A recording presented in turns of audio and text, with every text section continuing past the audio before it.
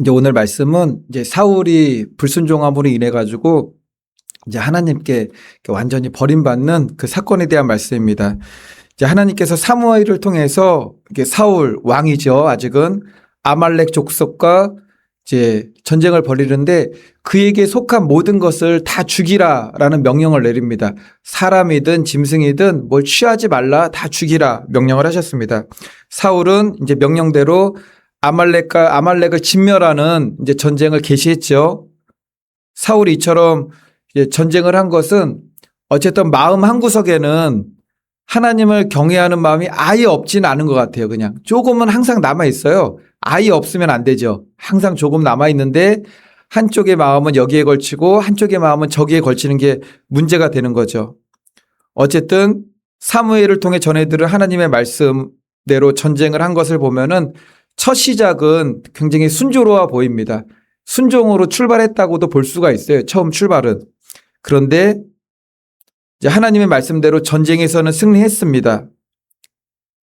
첫 시작은 어쨌든 순조로워 보였죠. 하나님께서 전쟁을 명하셨고 사무엘이 그걸 전했고 그 말을 전해 들은 사울이 전쟁을 개시하고 승리합니다. 근데 전쟁이 끝 마무리할 쯤 돼서 사울이 왕도 살려두게 되고 짐승도 취하게 됩니다. 그러니까 하나님 말씀보다 나의 생각과 나의 욕심을 위에다가 올려놓는 거죠. 우리가 흔히 얘기할 때 내 생각을 하나님 말씀 위에 올려놓지 마, 그런 얘기를 많이 하잖아요. 그러니까는 하나님 말씀에 대한 순종이 항상 가장 위에 있어야 된다라는 거죠. 이게 하나님 말씀의 권위이고 성경 66권의 권위입니다. 그러니까 성경 위에 하나님 말씀 위에 그 어떤 것도 우리가 올려놓을 수 없는 거죠. 이것이 우리가 하나님을 인정하는 말씀의 권위를 높이는 겁니다. 그래서 사울은 이제 아말렉에게 속한 모든 것을 진멸하라는 하나님 말씀에 불순종하고 아각도 살려두게 되죠. 그러니까 정치적인 그거예요. 상대편 왕을 이제 생포해가지고 살려두어가지고 묶어서 왔을 거 아니에요. 백성들이 보게 되면은 지금 왕이 대단한 거죠. 눈에 보이는 시각으로 아말렉 그 완전히 진멸했으니까는. 그리고 좋은 짐승을 살려서 취하게 됩니다. 모양새를 보면은 처음은 순종으로 시작했지만 그 끝은 개인의 욕심, 야욕, 불순종으로 끝난 것을 보게 되는 거죠. 15장 1절 말씀 다 같이 한번 읽어보겠습니다. 1절 말씀입니다.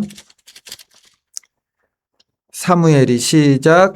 사무엘이 사울에게 이르되 여호와께서 나를 보내어 왕에게 기름을 부어 그의 백성 이스라엘 위에 왕으로 삼으셨은즉 이제 왕은 여호와의 말씀을 들으소서. 근데 말씀을 읽을 때 뭔가 좀 불안불안하지 않습니까? 왕이 된 지 지금 20년도 훨씬 넘었어요. 그런데 하나님께서 당신을 왕으로 삼았습니다. 여호와의 말씀을 들으시오. 하나님의 말씀만 전하면 항상 순종할 것 같으면은 하나님 말씀만 전하면 되죠. 그럼 순종하면 되니까는. 근데 사울이 순종하는 사람이 아니었던 거예요. 그러니까는 하나님께서 당신을 왕으로 삼으셨습니다.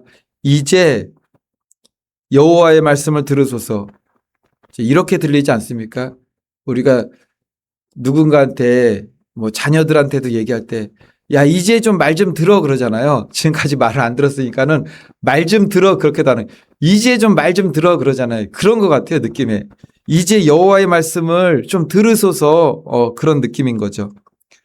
우리가 성경을 이제 연속해서 읽으니까는 사울 왕과 이제 사무엘이 자주 왕래하는 것처럼 보이지만 사무엘이 정말 오랜만에 지금 사울을 찾아와서 하나님의 말씀을 전한 겁니다. 이제 오늘 본문 15장 1절 아말렉과의 전쟁을 이야기한 거잖아요. 15장 1절은 약 20년 전에 있었던 과거죠. 20년 전의 과거. 사울이 불순종했던 일과 그 연결해서 이야기를 좀 봐야지 이야기가 좀 이해가 되고 연결이 됩니다. 20년 전에 어떤 일이 있었느냐면은 이제 그 말씀이 사무엘상 13장 이제 8절로 14절 말씀인데 어떤 이야기가 나오냐면은 사울이 블레셋과의 전쟁을 앞두고 있었어요. 근데 블레셋이 막 대단했잖아요. 그 당시에. 그러니까 백성들이 막 흩어집니다. 막 흩어지고 이리저리 흩어지니까는 사무엘 선지자가 와서 번제를 드려야지 전쟁을 시작할 수가 있는데 사무엘 선지자가 막 빨리 안 오잖아요. 사무엘 선지자는 오지도 않죠. 전쟁에 나가야 되는 백성들은 막 흩어지고 있죠. 그러니까는 사울 왕이 이때 마음이 조급해서 어떻게 했습니까? 사무엘 선지자가 오지도 않았는데 제사를 먼저 지내버렸어요, 이게. 이거 아주 큰일이었던 사건이었습니다. 이 사건은 하나님께서 나라의 통치는 왕에게 맡겼지만 하나님이 세우신 제사장이 하도록 허락하신 번제를 드리는 거, 제사를 집도하는 거, 그러니까 이 질서와 직분의 경계를 허물어뜨린 일이 되었던 거죠. 이때 사무엘이 하나님의 말씀대로 사울에게 전했던 말이 있어요. 무슨 말이냐면은 약 20년 전에 했던 말인데 사울 왕에게 왕의 나라가 길지 못할 것이다 라고 했어요. 왕의 나라가 길지 못할 것이다. 근데 지금 이제 그때로부터 몇 년이 흘렀습니까? 20년이 흘렀어요. 왕의 나라가 길지 못할 것입니다 라고 한 뒤에 20년이 흐른 뒤에 일어난 사건이 아말렉과의 전쟁이에요. 그러니까 아말렉과의 전쟁은 단순히 아말렉을 멸하라, 멸하는 것도 하나님의 뜻 가운데 있지만 사울 왕의 믿음을 다시 한번 테스트하는 거죠. 하나님은 어떤 하나님이십니까? 반드시 회개할 기회를 주세요. 자비로우신 하나님, 긍휼하신 하나님. 우리도 지금 그 기회를 다들 맞고 있는 거 아니겠습니까? 우리 삶 가운데 회개할 기회를 지금 맞고 있는 거죠. 우리도 그렇고 아직 불신자로 살고 있는 이들도 회개할 기회를 지금 살아가고 있는 것입니다. 하나님은 자비와 긍휼의 하나님입니다. 사무엘이 다시금 사울을 찾아와서 아말렉과의 전쟁을 이야기하면서 이제 좀 여호와의 말씀을 들으소서 했던 그 말씀의 깊이의 의미를 알 것입니다. 하나님의 말씀을 전한 것은 아직까지 사울을 버리지는 않았던 거예요. 왕의 나라가 길지 않겠습니다라고 말씀을 전했지만 사울에게 새롭게 될 기회를 다시 한번 주는 거죠. 하나님은 회개한 자를 향한 뜻을 돌이키세요. 가장 예표가 되는 사건이 뭐가 될 수 있을까요? 느느웨 성 완전히 멸하겠다고 했는데 요나가 말씀을 전했을 때 느느웨 백성들이 왕부터 아주 갓난아이까지 짐승까지 다 금식하면서 회개하고 돌이키잖아요. 그러니까 그 멸망의 뜻을 돌이키셨습니다. 이 말씀을 우리들 자신에게 이제 적용하면 어떻겠습니까? 과거의 잘못과 실수는 너무나 부족하고 연약하고 넘어지기 쉬운 우리들 나 자신의 모습이죠. 과거에도 그랬지만 우리가 지금도 그래요. 항상 넘어집니다. 우리가 하나님 앞에 이런 이야기를 많이 하잖아요. 내 모습 그대로 있는 모습 그대로 나아가세요 라고 하잖아요. 이 말씀의 의미가 무엇일까요? 나는 약한 사람입니다. 위로해 주세요. 이게 아니에요. 있는 모습 나아간다라는 것은 하나님 앞에 나의 연약함과 부족, 죄된 모습을 그대로 보이면서 회개하는 거예요. 제사함과 긍휼의 은혜를 구하는 것이 있는 모습 그대로 나아가는 겁니다. 그러니까 죄악된 모습, 연약한 모습, 넘어진 모습, 실수한 모습 그대로 하나님 앞에 속이지 않고 나아가서 회개하고 하나님의 긍휼과 자비를 구하는 거죠. 1절에서 이제 왕은 여호와의 말씀을 들으소서. 근데 이 말씀이 어떻게 보면은 우리들에게 하는 말씀 같지 않습니까? 제가 이제 성도님들한테 이제 이야기를 해볼 테니까는 내 자신에게 하는 말씀이라고 한번 들어보시면서 한번 들어보세요. 이제 왕은 여호와의 말씀을 들으소서. 나한테 왕이라고 그랬어요. 근데 우리가 다 왕으로 살고 있잖아요. 하나님 앞에 엎드리지 않으면은 하나님을 떠나 죄를 짓고 있으면은 그냥 내가 왕으로 살고 있는 겁니다. 왜냐면은 하나님 말씀이 나를 올려놓은 거잖아요. 이제 왕은 여호와의 말씀을 들으소서. 이제 2절 말씀 한번 보겠습니다. 2절 다 같이 읽겠습니다. 시작. 만군의 여호와께서 이같이 말씀하시기를 아말렉이 이스라엘에게 행한 일 곧 애굽에서 나올 때에 길에서 대적한 일로 내가 그들을 벌하노니. 아멘. 성경에 자주 등장하는 족속하면은 그냥 떠오르는 족속들이 있잖아요. 어떤 족속들이 떠오릅니까? 그냥 아말렉 족속, 블레셋 족속 그냥 우리 입에 붙었잖아요. 뭐 모압 족속, 암몬 족속, 특별히 블레셋 족속, 아말렉 족속.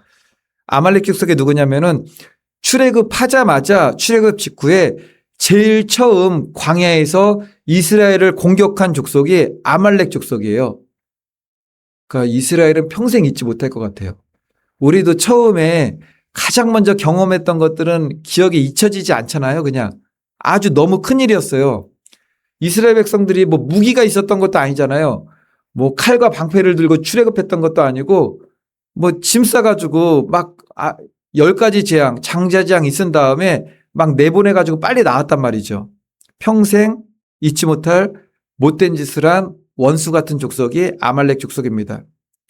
근데 보니까는 정말 오랜 시간이 흘렀어요. 하나님께서 아말렉 족속을 지금 멸하시겠다고 하는 이유가 뭐죠? 아말렉이 이스라엘에게 행한 일, 곧 애굽에서 나올 때 그거 언제적 일이에요? 그거 몇 년 전 일인가요? 아니에요. 뭐 10여 년 전 일인가요? 아니에요. 몇백 년 전 일에 몇백 년 전. 지금 사울이 왕이잖아요. 사사시대 전에 있었던 일이에요. 그리고 광야 생활 초반에 있었던 일이에요. 모세가 손을 들고 여호수아 갈렙 아니죠. 모세가 손을 들고 여호수아가 나가서 싸우고 아론과 홀이 옆에서 손을 받쳐주고 그 사건입니다. 여기서 우리가 생각할 게 무엇이냐면은 하나님이 뒤끝이 아주 강하신 분이신 것 같아요. 시간이 정말 흘렀는데 그것을 잊지 않고 기억하신 거죠. 뒤끝이라기보다도 하나님은 공의로운 분이십니다. 심은 거를 선악간에 반드시 거두게 하시는 분이라는 거죠. 우리 혹시 이제 기억을 더듬어 보시면은 내 마음을 너무나 힘들게 하고 나한테 악한 일을 한 누군가가 있을지 모르겠습니다. 여기서 우리가 반드시 하나님 말씀을 의지하여 생각하고 기억해야 되는 것은 원수 갚는 것은 누구에게 있습니까? 하나님께 있잖아요. 보니까는 원수 갚는 것은 하나님께. 나중에 다윗도 나와요. 다윗도. 원수 갚지 않잖아요. 하나님께 맡기잖아요. 원수 갚는 것은 하나님께 있습니다. 지금 아말렉 족속이 행했던 일이 수백 년 전에 있었던 일이에요. 어떻게 보면은 아말렉 족속에게 당했던 모세 시대의 1세대들은 다 죽고 없잖아요.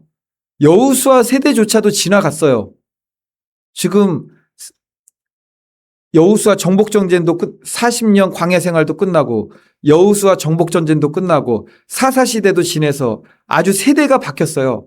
그런데 하나님께서 그때의 일을 기억하시고 아말렉 족속을 진멸하신다는 거죠. 정말 수백 년 전 일인데 하나님께서 지금 그것을 기억하시고 원수를 갚는다는 겁니다.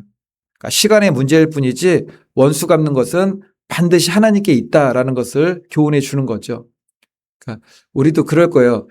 원수 갚는 것이 하나님께 있다라는 것은 인정이 되는데 원수가 내 눈앞에 지금 살아있어요. 지금 막 살아있고 계속 악한 일을 행하고 있는데 악인이 흥왕해요.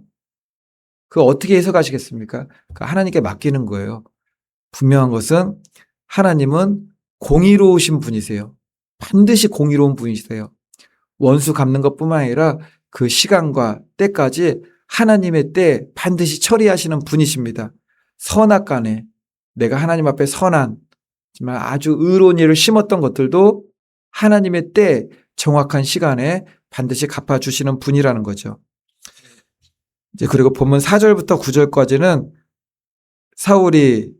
사무엘이 전한 하나님 말씀에 순종하지 않고 자신의 정치적 입장을 생각하여서 악악을 생포해요. 그리고 양과 소를 취하여 의기양양하게 귀환합니다. 하나님의 승리를 자신의 공로, 자신의 정과로 다 바꾸는 거죠. 순종이란 무엇입니까? 처음부터 끝까지 하나님 말씀대로 가는 게 순종이죠. 온전하지 않으면 그건 순종이 아니에요. 그냥 온전하지 않으면은 반순종도 아닙니다. 그냥 불순종이에요. 온전하지 않으면은 불순종. 그러니까 이제 11절 말씀 가서 다 같이 읽어보겠습니다. 11절 시작.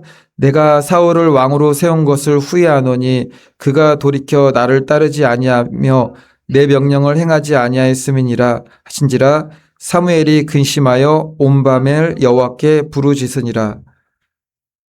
내가 사울을 왕으로 세운 것을 후회하노니. 하나님의 후회하는 거. 창세기에도 나오잖아요. 창세기에도 노아 방주 사건 있기 전에 내가 사람을 지은 것을 후회한다라는 말씀도 나오고. 그러니까 죄 짓게 되면 하나님께서 이게 한탄하시는 거죠. 근데 그것이 무엇입니까? 내 명령을 행하지 아니한 것. 하나님의 말씀을 떠나면은 하나님이 너무나 마음 아파하신다라는 거죠. 그리고 이때 사무엘이 근심하여 온 밤을 여호와께 부르짖었다라고 합니다. 이제 우리가 여기서 무엇을 깨달을 수가 있느냐면은 우리가 하나님의 뜻에 합한 기도, 바른 기도하기를 원하잖아요. 우리가 기도의 자리에 나와서 그냥 기도한다고, 그 기도는 너무나 중요합니다. 그런데 하나님 뜻에 합당한 바른 기도 어느 때 할 수 있느냐면은 사무엘이 지금 하나님의 마음을 헤아리고 있어요. 하나님의 마음이 어떤지를 알아요. 하나님의 마음을 헤아릴 때, 하나님의 뜻을 알 때 하나님과 마음이 합하여져서 하나님 마음이 합한 그 기도를 할 수가 있다라는 겁니다. 우리도 기도할 때 그러죠. 나라 민족을 위해서 기도할 때도 이 나라를 향한 하나님의 마음이 어떠한지, 또 우리가 교회를 위해서 기도할 때도 교회를 향한, 우리 성도 누구를 위해서 사랑으로 기도해 줄 때도 그 성도를 사랑하는 하나님 마음이 어떠한지 알 때 우리가 그 마음에 합한 사랑의 기도를 할 수 있다라는 것입니다. 이제 끝으로 12절 말씀 보겠습니다. 12절입니다. 사무엘이 시작. 사무엘이 사울을 만나려고 아침에 일찍 일어났더니 어떤 사람이 사무엘에게 말하 이르되 사울이 갈멜에 이르러 자기를 위하여 기념비를 세우고 발길을 돌려 길갈로 내려갔다 하는지라. 지금 사울은 더 이상 하나님의 목소리를 청종하는 사람이 아닙니다. 전쟁이 있으면 전쟁에 승리하고 싶어하고 그 전쟁으로 인해서 백성들에게 인기를 얻기 원하는 거죠. 사울에게 더 이상 하나님의 말씀은 중요하지 않습니다. 그래서 지금 뭘 세웠다는 거죠? 기념비 세웠대요. 기념비. 전쟁에서 승리한 다음에 아각도 살려주고 짐승을 취한 일 때문에 사무엘이 그렇게 하나님의 말씀을, 두려운 말씀을 전했는데도 불구하고 야, 나 전쟁에 승리했다. 기념비 세웠대요. 기념비. 우리 삶 가운데 눈에 보이는 기념비는 안 세워도 됩니다. 그 이유가 뭐냐면은 우리를 높이려 한다면은 하나님이 높이실 때 그냥 겸손하게 하나님께 영광을 돌리는 모습으로만 나타나면 돼요. 기념비를 안 세워도 되는 이유가 뭐죠? 아말렉을 멸하는 거 보셨죠? 그러니까 하나님이 다 기억하세요. 하나님은 공의로운 분이시기 때문에 선한 것을 심으면은 반드시 하나님의 때에 드러나게 하시고 악한 것을 심으면은 하나님의 때에 멸하십니다. 우리가 하나님 앞에 행한 일도 마찬가지죠. 내가 기념비를 세우지 않아도 하나님께서 다 기억하시고 때가 되면 높이세요. 근데 하나님의 때가 되기 전에, 높이시기 전에 나를 먼저 기념비를 세워 드러나게 되면은 우리가 교만하고 넘어질 수 있다라는 거죠. 기념비 다 이게 아무것도 아닙니다. 하나님께서 요한계시록 보면은 하나님의 성전 두 기둥에 이름을 이게 새기시잖아요. 영원히 기록되는 이름이 있어요. 우리가 그것을 소망하며 믿음으로 나아가야 된다라는 것입니다.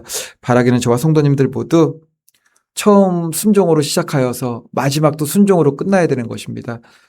성령으로 시작해서 성령으로 끝나야 되는 것이고 제자로 시작해서 제자로 끝이 나야 되는 거죠. 그러한 믿음으로 승리하시는 저와 우리 오직 예수교회 성도님들 되시기를 예수님의 이름으로 부탁을 드리겠습니다.